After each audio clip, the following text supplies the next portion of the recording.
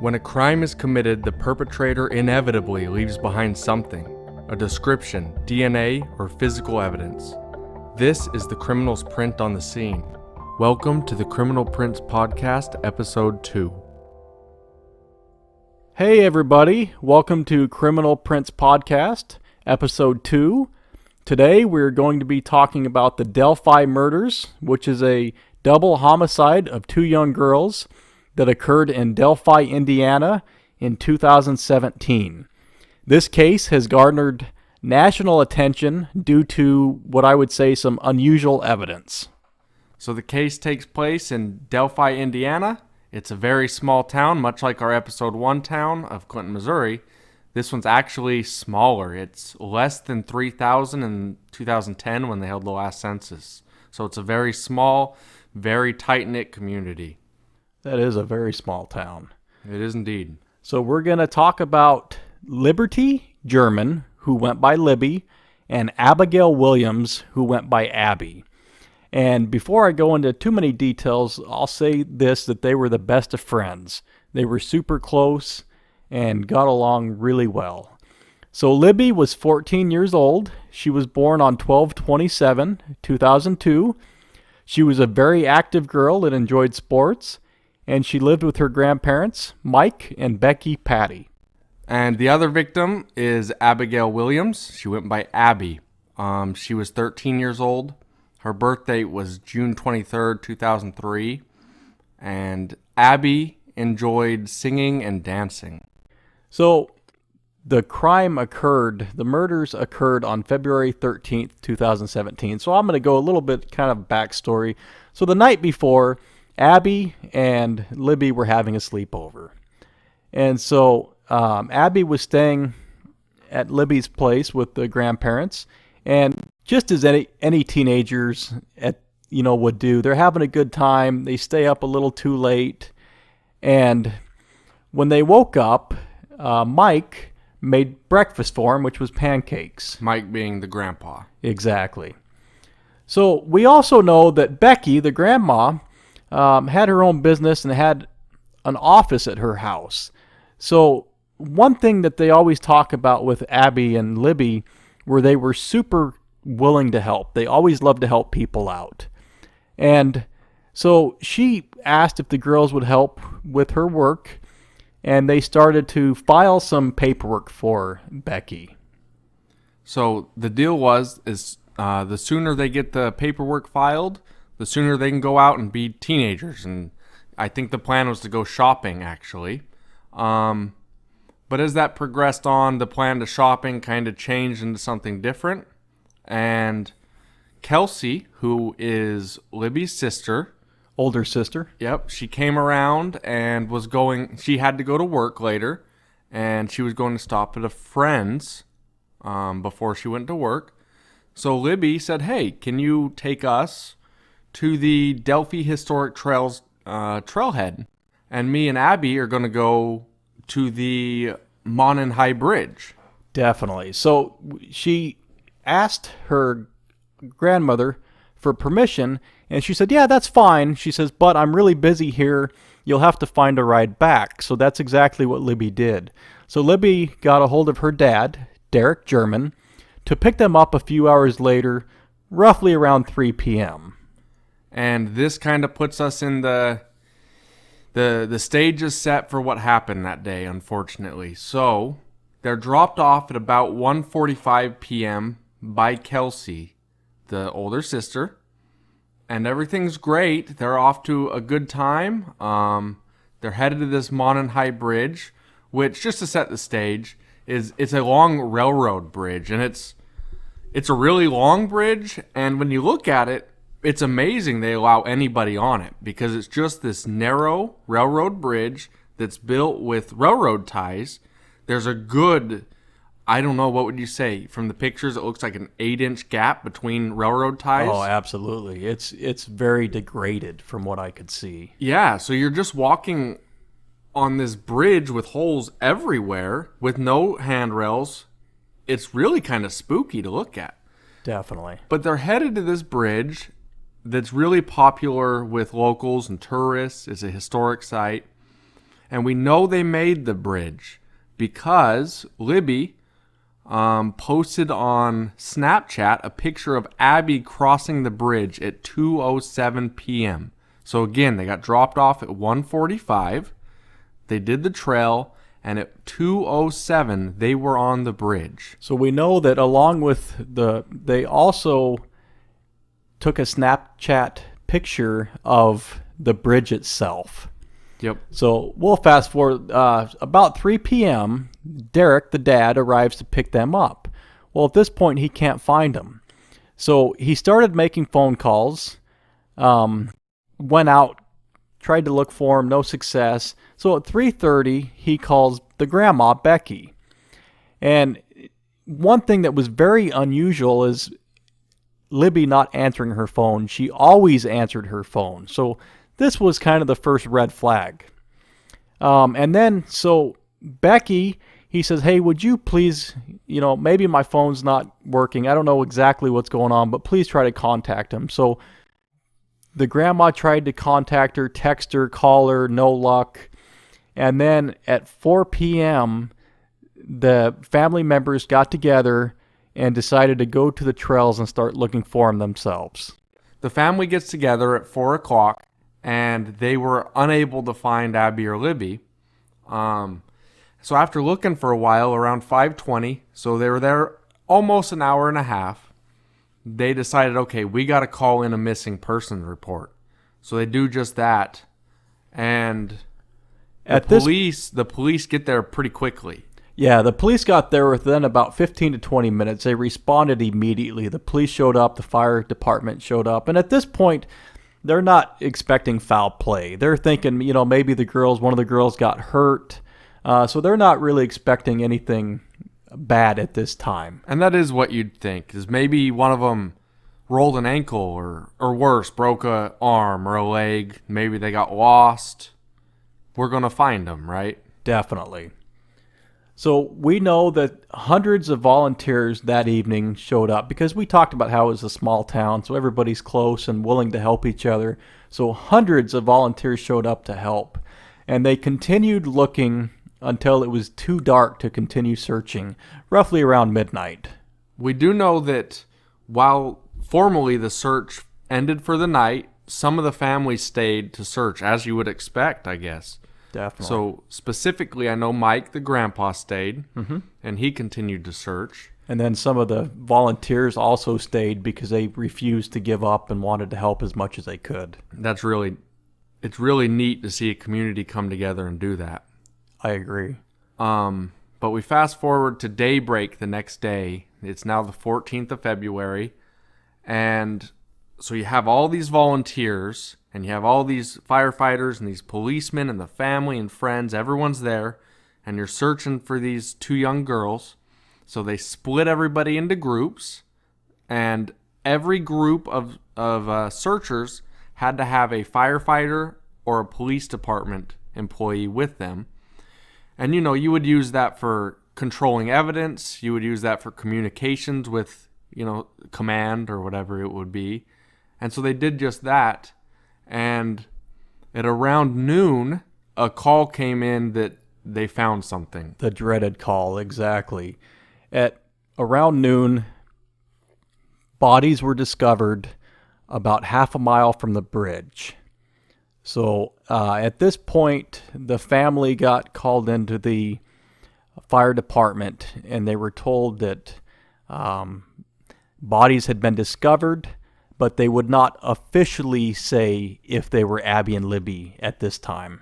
Yeah, the police were very cautious with that stuff, and in fact, it wasn't till the next day, February 15th, where it was a public announcement that they were in fact murdered. And we'll get into this a little more, but the police have been extremely cautious with this case. They've been very tight-lipped right from the beginning, even to now they're very tight-lipped. Exactly. So I don't know if it was at the announcement or shortly after it, but they released a photo of a man that they wanted to speak to. And part of what's very interesting about this case is this photo.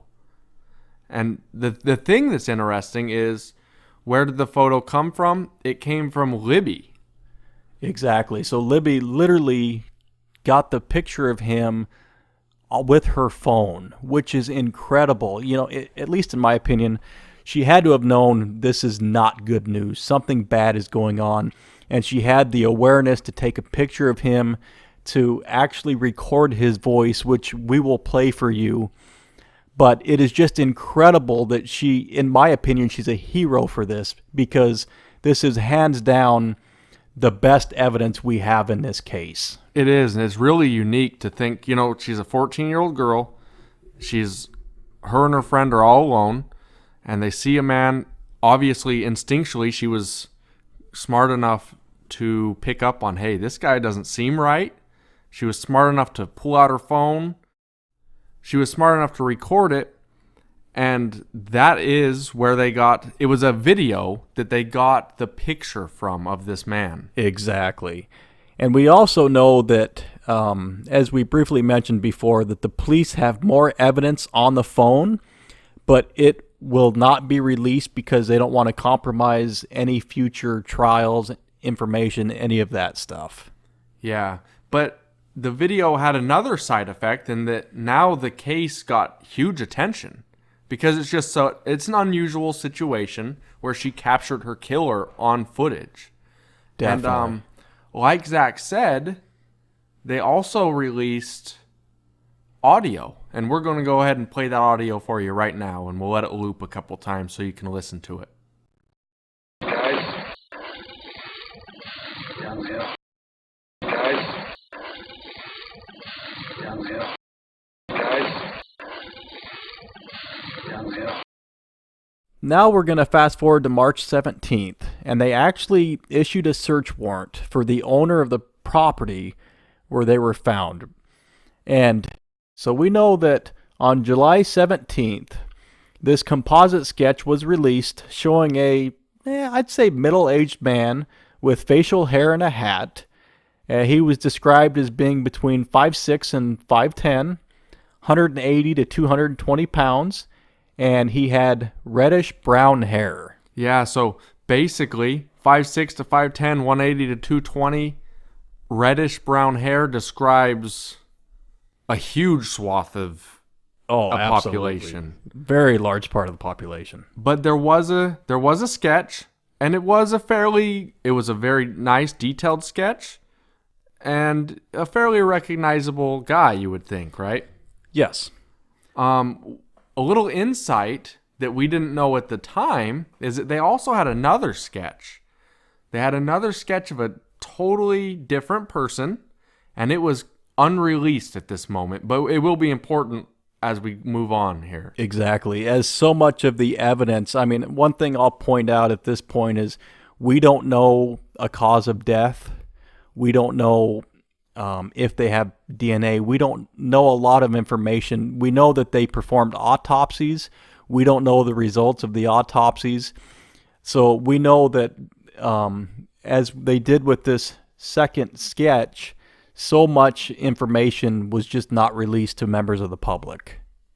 Yeah, so fast forward to April 19th, 2019, and that, as of the time of recording this, was 7 days ago. So this is really hot off the press stuff. They announced that they were going to be holding a press conference on the 22nd of April. And at this press conference, they released this second sketch that we just spoke of. Absolutely. And I'll add one thing here. When I saw that they were doing a press conference and they announced it on the 19th, I couldn't wait to watch this press conference. I was very excited to see what new information they had with this case. Yeah, it's very exciting indeed. What's interesting is they released this new sketch, or it wasn't new, but they released this secondary sketch, and they clarified that the person in the first drawing is no longer a person of interest. If you think about this, this is incredible because the first drawing, the first sketch, this man has been put out there for a long time. They said that made it assume like he was the killer. And now it is unfathomable to me that they come out and say that he is no longer a person of interest. This is absolutely huge. Yeah, it really is stunning. And it's not just the sketch that they changed. They also said, and we believe that he's between 18 and 40 years old. Yeah, that's a little bit different than middle age, I would say. Yeah, I don't know if they ever released an age the first time, but the drawing clearly appeared to be somebody much older than 18. Oh, certainly. During this press conference, we'll just talk about it for a minute. It was really interesting. They had a section where they said some really bold things, like that they believed he's very familiar with the area. They said that they believe they either interviewed him or somebody very close to him. That's huge. Yeah. They specifically said an area where there was an abandoned car, and they want to know, they think that car could be related, and they want to know who abandoned it. And they did a little segment, a couple minutes of kind of talking to the killer, and they even said, you might be in here right now, and we know that you want to know that what we know, and you'll find out soon enough, because we're going to get you, was the gist of it. That gives you the creeps, doesn't it? Yeah, they were, and rarely, especially in a case where they've held so much back, you can tell the effort, the heart they're putting in to try to solve this case is incredible. They really want to catch this scumbag that committed these terrible crimes. Yeah, they really do. It's obvious that these detectives are taking this very personally, and boy, they're out to get him. And I think that's fabulous. Me too. So if we just kind of, to where we are right now, we'll just give an overview of what we're looking at. So we don't know. We just got this new sketch, and a new kind of description of who he would be.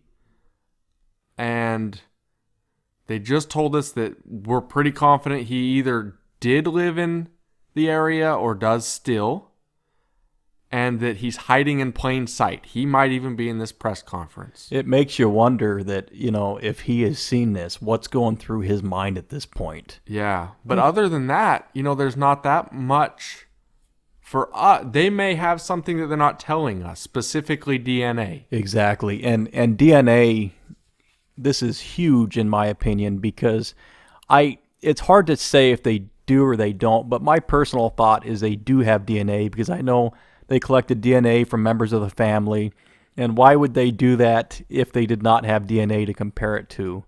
And as we know with previous cases, that if they do have DNA, Lord, I pray they do, that would be absolutely huge. Oh, it would absolutely be huge. And while it is possible that they were just collecting it for maybe they find some DNA in the future connected with the case, and they want to be able to clear the relatives, it does leave a good impression that they very well could have found something.